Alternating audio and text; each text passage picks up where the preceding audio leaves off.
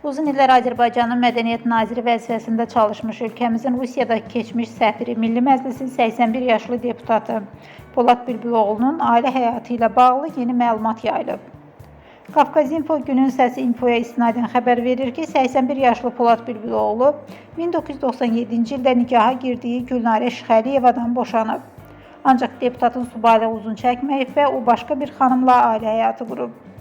Bildirilir ki, Polad Bülbüloğlu yeni həyat yoldaşı ilə bu yaxınlarda Qəbələdə keçirilən musiqi festivalında iştirak edib. Festivaldan sonra isə Bülbüloğlu yeni xanımı ilə Bodruma istirahətə yollanıb. Məsələ ilə bağlı Polad Bülbüloğlu'nun özündən açıqlama almaq cəhdləri isə nəticəsiz qalıb. Deputat zənglər və mesajları cavabsız qoyub.